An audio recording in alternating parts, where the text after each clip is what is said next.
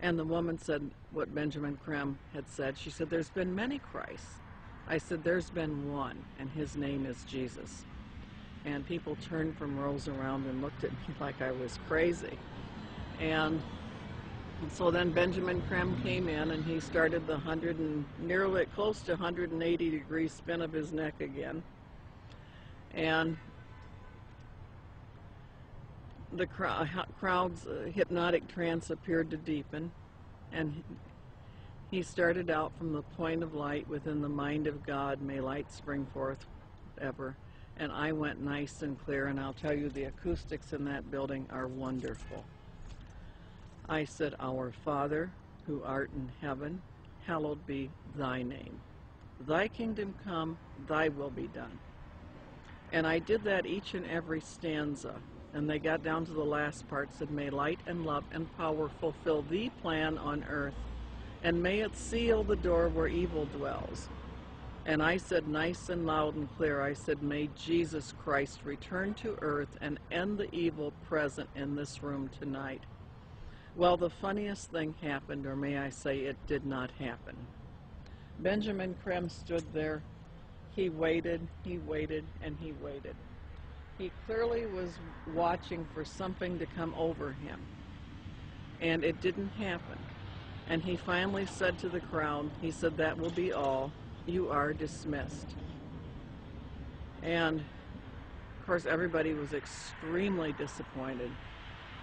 And we went to the door, and I went walking out. I had brought some co-spies with me. They were kind of chickening out at that point and waiting for me. They were afraid of being ripped limb to limb. And I stood down there, and a number of those people knew me, and they were just furious with me. And I stood there calm, cool, and collected, and I said, well, I said, if you're Maitreya the Christ, Betreya the Christ, or whatever his name's supposed to be, or everything he's cracked up to be, one lousy Christian in there saying the Lord's Prayer shouldn't have stopped him. And Benjamin Krem has never come back to Detroit, although that was probably the most successful night financially and crowd-wise that he'd had in the United States. The following is a video taken in Iraq at a Shia Muslim festival. Share International and Benjamin Krem have put out that this is indeed an appearance of Maitreya, the supposed world teacher for the age of Aquarius, one world government.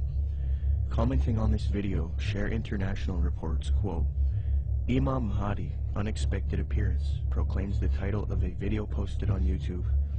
A miraculous figure of glowing brilliant white light appeared on a video filmed in Karbala, Iraq, on the night of Ashura, 6 January 2008. This Shia Muslim ceremony commemorates the martyrdom of the grandson of the Prophet, Hussein, whose tomb is in Karbala. Benjamin Krem's master confirms that the light figure is Maitreya, Imam Mahdi to the Muslims, and that his dance-like movements with a sword remind us of his coming with the sword of cleavage. Could this be real, or is it a hoax? Is Maitreya real, or is he a hoax? Whatever the case may be, it turns out that it is not only New Agers and occultists who believe in this Maitreya, but politicians, presidents, and elitists also follow Maitreya. Wayne Peterson, a retired American diplomat and admitted supporter of Maitreya with connections to the Pentagon and the United Nations, stated the following about Mikhail Gorbachev in the White House in a Vision magazine interview, June 20th, 2000. Reporter Kendall Klug asks, I believe Mikhail Gorbachev has publicly stated his belief of the existence of Maitreya. Do you know if this is true? Wayne Peterson answers, I have one little story I could tell you about Gorbachev. A friend of mine who has worked with the World Bank went to the Heads of State conference in Europe and gave a speech where he borrowed many of Maitreya's ideas for economic reform out of a book by Benjamin Krem that I had given him. He told me that he had read the book on his flight to Europe and realized that his keynote address to these world officials, especially presidents and prime ministers, it was a very high-level meeting, was going to be very boring, with many having heard similar sentiments over and over. So he thought he would throw in some of Maitreya's ideas into the speech. The country he was in had a reigning monarch who invited him to lunch the next day. When he showed up for lunch, there were 16 to 20 people there, including Mr. Gorbachev. The monarch of this country said to my friend, "I suppose you're wondering why we invited you here today. Well, we are all curious about where you got those ideas for your speech, which you presented yesterday." He said that my friend Wayne gave me a book written by Benjamin Creme about Maitreya's mission. Immediately they nodded their heads. "We thought so," was the apparent response. "That's why we invited you here. We all know of Maitreya, and we're doing what we can for him. But we are not able to say anything publicly because we are world leaders. We each have our own public to deal with." Only one person there stood up and said that they could use his name to legitimize these sightings, and that was Mikhail Gorbachev. He was the only man in the room who would say, "Use my name if you want." The reporter asks, "Do you think President Clinton has had an experience with Maitreya?" Wayne Peterson: "I don't know if President Clinton has. I believe that former President Bush has. We used to have transmission meditation groups that Maitreya had asked us to do around Washington, D.C. People who were interested in Maitreya and the reappearance story would get together once a week in Georgetown, in the home of President Bush's main counselor at the White House.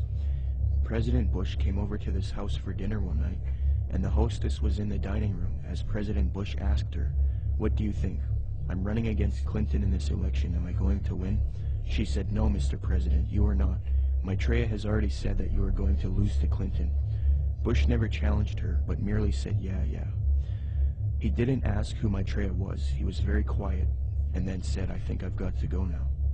Benjamin Creme has said many times that he had heard from one of Maitreya's associates that Maitreya had appeared to Bush and that they had a discussion in the White House. So that incident with my meditation group seemed to confirm that Bush did in fact know of Maitreya.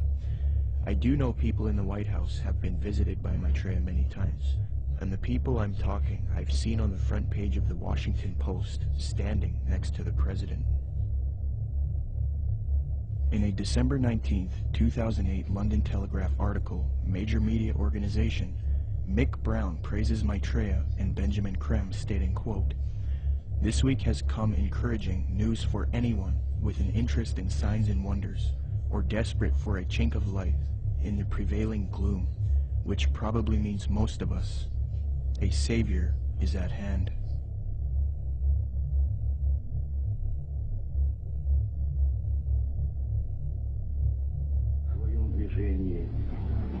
В другом направлении, к новому мировому порядку.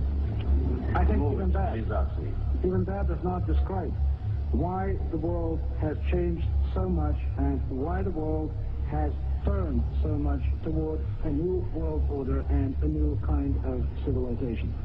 Maitreya is one of the main theosophy in Maitreya. The whole UN movement, the whole Lucis Trust movement, world goodwill, they're going out of the way to try to discredit it and say, well, you know, Jesus, all he really was a disciple of Maitreya. He's still a disciple of Maitreya. Maitreya is over him, and Jesus, they believe what happened is Jesus heralded in the age of Pisces. Now what we're going to be doing is now we need to herald in the age of Aquarius. This is where the New World Order comes in, and this is what Maitreya is going to bring. So we're going to de-emphasize Jesus, and we're going to move over to Maitreya. Jesus is just a disciple of Maitreya anyway, according to them.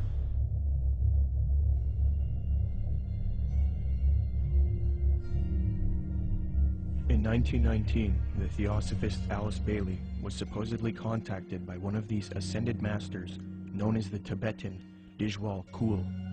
From 1919 to 1949, Bailey would write 24 books, and according to her, she would do automatic writing, a new age way of channeling and letting the force write for you. Bailey would create Lucifer Publishing, which would distribute the works of Helena Blavatsky and the Theosophical Society. She would later change the name to Lucis Trust because Lucifer Publishing was too controversial. Lucis Trust evolved into a large New Age organization, and it is still active today. Lucis Trust is also directly associated with the United Nations. According to the United Nations International Geneva Yearbook 2009, quote, "The Lucis Trust is recognized by the United Nations as a non-governmental organization and is represented at regular briefing sessions at UN headquarters. The Lucis Trust is on the roster of the United Nations Economic and Social Council." Thus, Theosophy and the New Age are now fused into the United Nations, which gives a medium for the New Age agenda to unfold. The aim of corrupt organizations like Lucius Trust and the UN is to create a one-world government, New World Order, which is in accord with the supposed Age of Aquarius,